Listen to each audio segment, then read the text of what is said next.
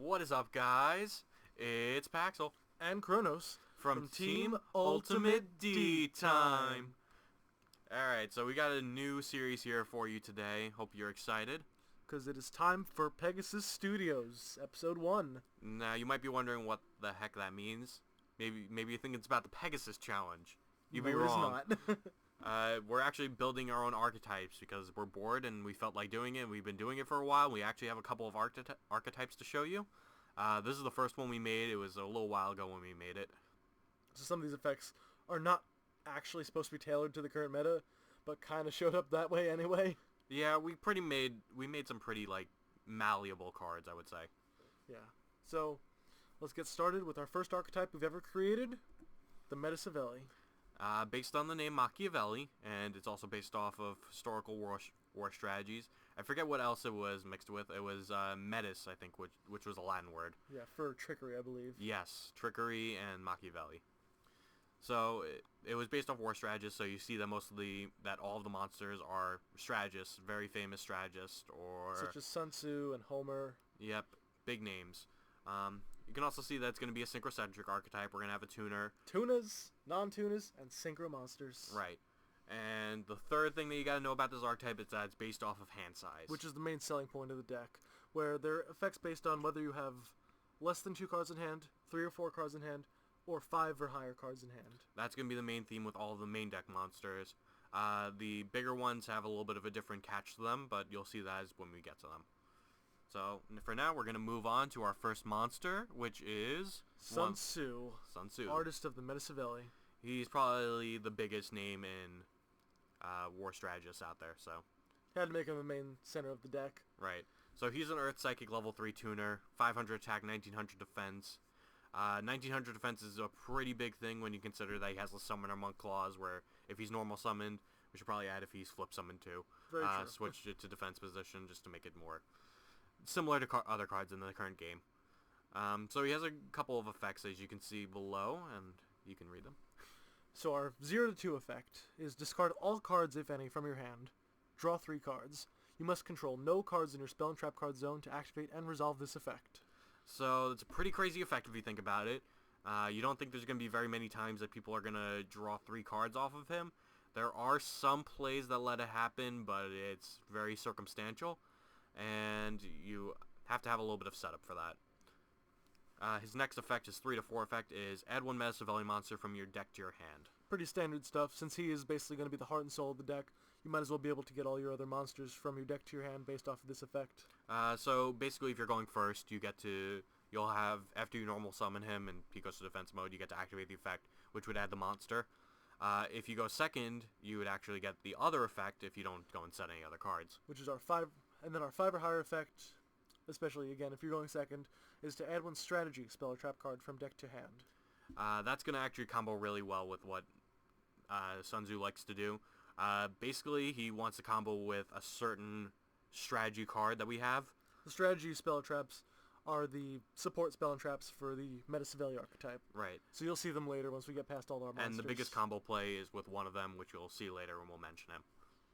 So on to our next card, Klaus, Psych of the Metiseveli. So he's an Earth Psychic level 4, 1800 attack, 1000 defense. He's the only main deck monster that we created out of this bunch that isn't an emergency teleport target.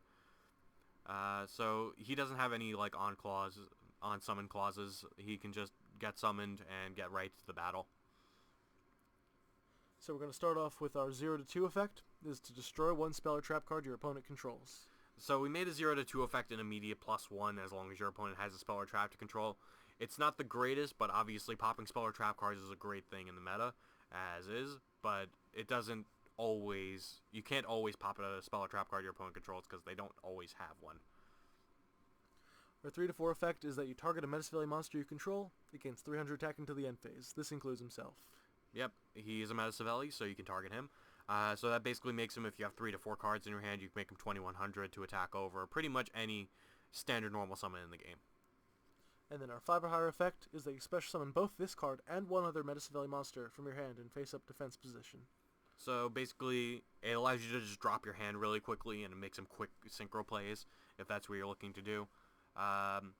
Most of the time, you're probably going to want to drop him with Sun Tzu because that allows you to, if you drop him with Sun Tzu, you get a synchro play, and you get to add one because Sun Tzu, with 3 to 4 cards in your hand, adds a Metiseveli monster. Heck, you might even want to add Klaus back. And next on our list is Heart, Adjutant of the Metiseveli. He's an Earth Psychic level 2, 1100 attack, 1100 defense. Another emergency teleport target, a little bit of a lower level, which is very nice. 1100 attack isn't that much to bolster, but he does work. Gets over tour guides. Wonderful thing to get over. So his 2 or less effect is to target a face-up monster your opponent controls, destroy it. Kind of like a Harmadic style effect. Pretty good. It's on the low side of how many cards you can have in hand, so it's kind of like a comeback factor more or less. But you can force yourself into 0 to 2 cards in hand and get that effect. Our 3 to 4 effect is that you target a strategy card in your graveyard and 1 Metiseveli monster you control. Special summon the first target in face-up defense position as a monster. Its name, level, type, attribute, attack, and defense are the same as the second target, but is destroyed during the end phase. Basically, that'll let you bring back a monster. You can bring back a spell from your graveyard as a monster. Basically like the trap monster style thing, like Metal Reflect Slime. Yeah, it's something that really has never been seen in this game before, which we thought was a really cool idea. It's a part of a kind of a mediocre monster in general. His 5 or higher effect and his 0 to 2 effect aren't the greatest. They're pretty good, but they aren't great, and his stats kind of reflect that he gets this pretty powerful effect. You can get some pretty big synchro plays going, especially if you have like Sun Tzu on board with him, because then you go hard, target the Sun Tzu, bring back the spell, and then you have 8 stars on board for a synchro play. And then our 5 or higher effect, as we mentioned before, is to send 1 card from your hand to the graveyard. Special summon 1 Metiseveli monster from your deck. It cannot attack. So really, you're gonna want to bring out obviously Sun Tzu from the deck. Basically, you're trying to get to Sun Tzu as quick as you can because he is obviously the heart and soul of the deck. He'll net you all the pluses. Heart just lets you tutor the deck a little bit faster with that effect. And on to our last monster of the deck is Jomin, occupant of the Metiseveli. So he's another Earth Psychic level 2. We have 2 level 2s, 1 level 4, and 1 level 3. That's the whole monster lineup that we have going, at least for main deck monsters. He's 800 attack, 1300 defense. I would say his stats are a little bit worse than our last monster, but still respectable with 1300 defense. 1200 beaters cannot attack over him. Wonderful. Very important. Gale the Whirlwind cannot attack over him. Unless they have him. Right.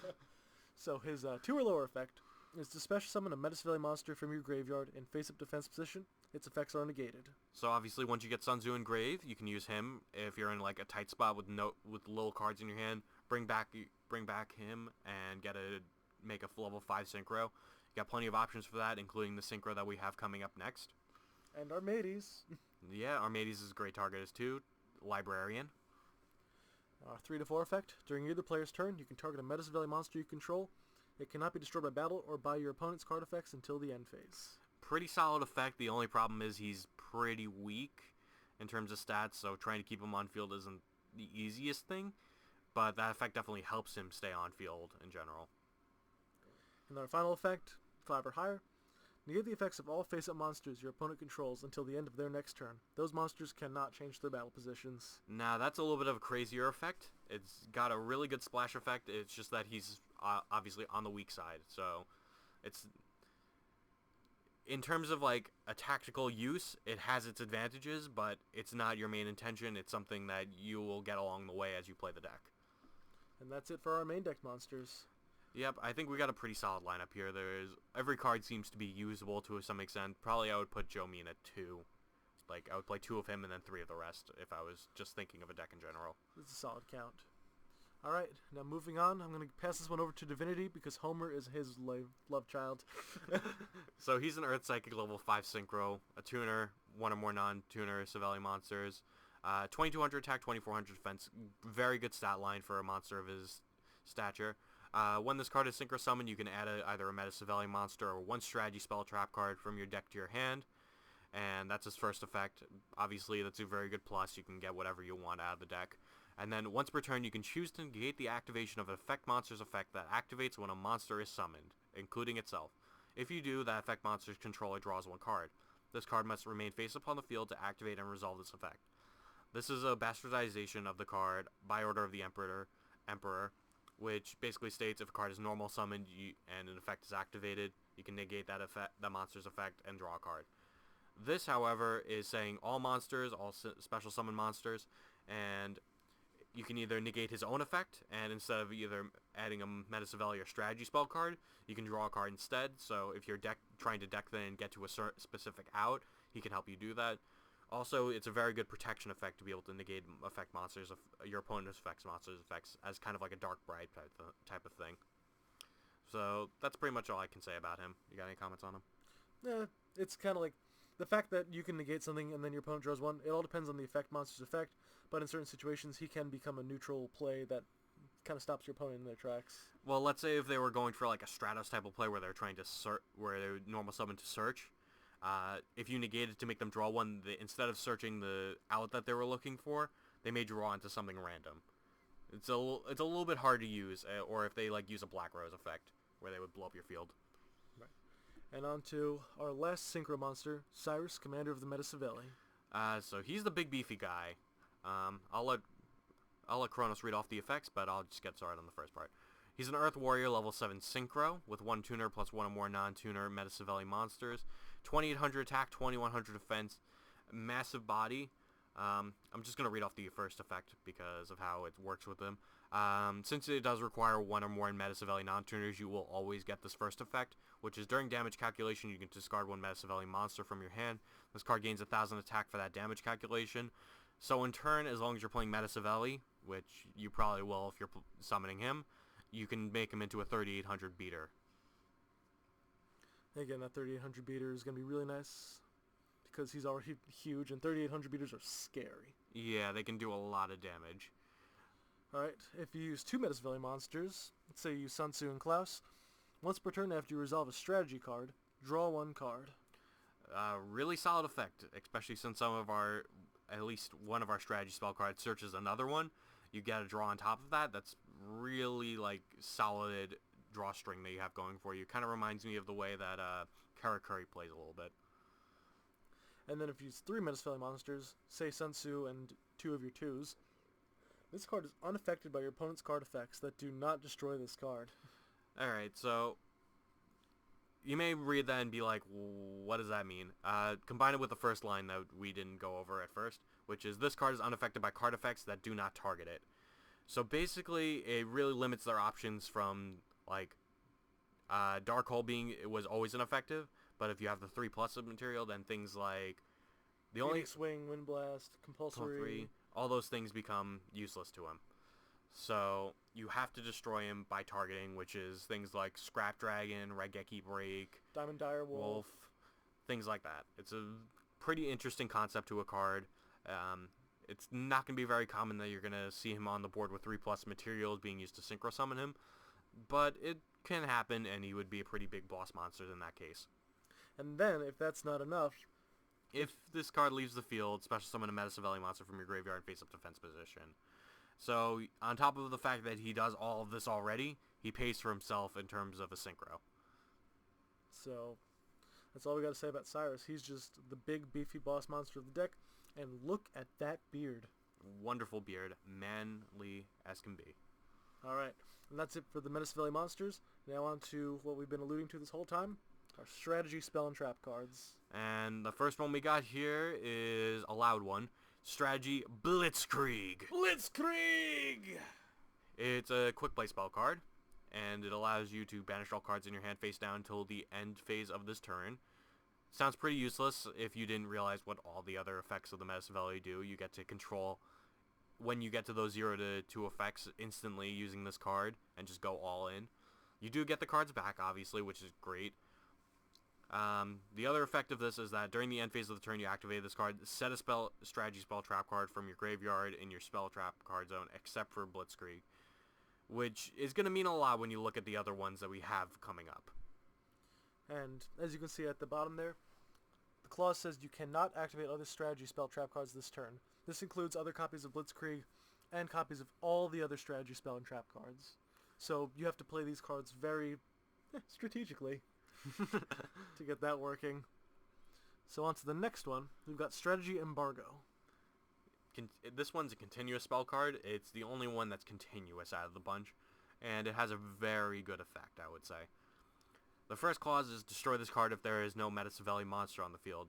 Not a great start, but the second part is what really kills it. Your opponent cannot add cards from his or her deck to her hand except by drawing them. That's a one-sided mistake, very powerful, and it's going to really slow down your opponent's plays, especially if they're playing a meta deck of these days like Necroz.